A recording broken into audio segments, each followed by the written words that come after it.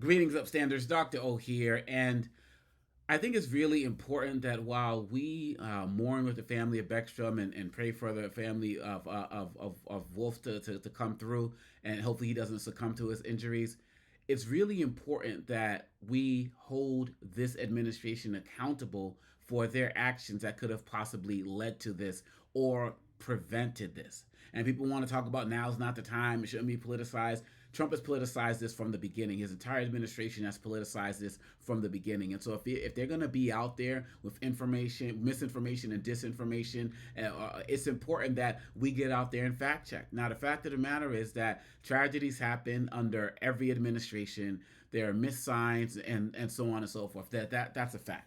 Right? It's not just something that is, happens with the Trump administration. Having said that, though, with every situation like this that happens, we have to ask the question, could this have been prevented if we had an administration that actually knew what it was doing?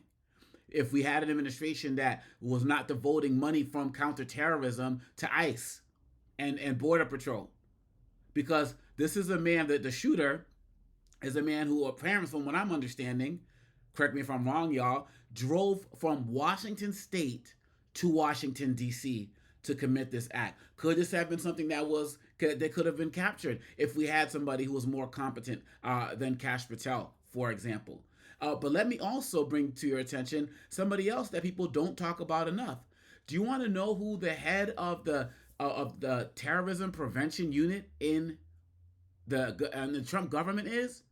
Y'all, it's a 22-year-old recent college graduate that some people call the intern in charge.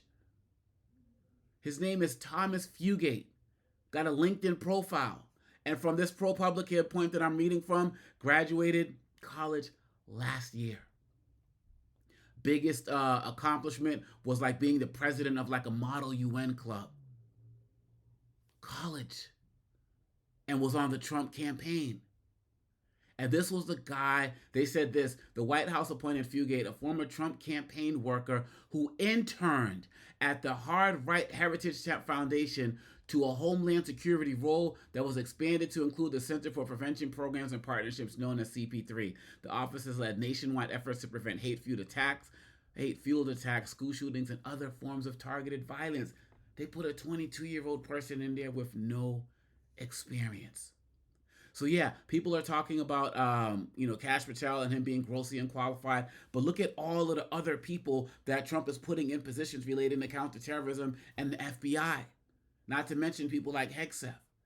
And so when I see stories like that, it makes me feel like people like Beckstrom and Wolfe, like I feel like their lives are being wasted to incompetent people and policies that we shouldn't have in the first place. Yes, it's true. A National Guard person could be killed in any day of the week, and it could happen. There's no doubt about it. But in this particular way, I don't know. I feel like one, it could be it's something that could have been caught if we had a more competent administration, but we don't have that. And I feel like people need to have a conversation about the National Guard being there in the first place.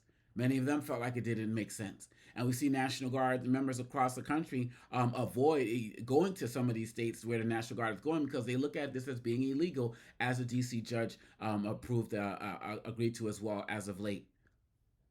And lastly, I want to say, I was finding myself wondering if Trump even called either family. From what I can tell, it doesn't seem like he did. But I do know that he was asked if he would go to the funeral of Beckstrom. And he's like, I don't know. I haven't given it much thought. That was his response. Oh, but what he also said was, oh, I'm also very popular, because she was from West Virginia. He talked about how he won West Virginia by such great margins. That's what we want from our commander in chief. At least Joe Biden, when what happened with Afghanistan, when the several troops were killed. When these types of things happen, people like him, like Obama, like Bush, when these things happen, they would meet the bodies of people returned home. They would be the ones to call the families to speak about that. I don't know if Trump has ever gone to a funeral of either term, like I said, correct me if I'm wrong, of people who were killed in action under his watch. But now it's just, hey, I won West Virginia by great numbers. I don't know. I might go. I might not go. I could go. It's certainly something I could conceive of. He said, like that's what he said. I This is our leadership. We all understand that the idea of the buck stops with me, that's been dead a long time. It was never existed with this individual. Everything is Biden's fault. And I fear that we've wasted so many American lives under this individual. And I feel like, unfortunately, more are going to be wasted. Names we may never know. People in CIA, FBI, and so on and so forth. But he is, how people said that, maybe something tragic is going to happen in this country. Maybe people will realize how incompetent this administration is and maybe start to wake up. And when people talk about this, people think about, mass casualty events, like, something happening in the air, or, another 9/11, hundreds and hundreds of people being killed or something like that, maybe even thousands. But I would argue that the wasting of any American life in a situation like this is something that could also be categorized as that.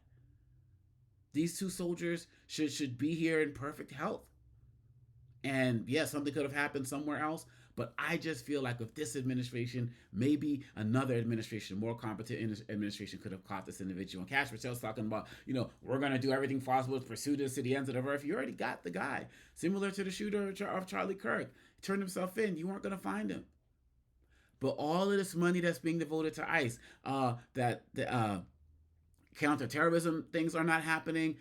Other sex trafficking, a lot of attention is being put, rightfully so, on Epstein, but there's a lot of other sex trafficking cases right now that are not happening, that are not being pursued, kidnapping cases, child abductions, all of these things, because all of the money is going to ICE.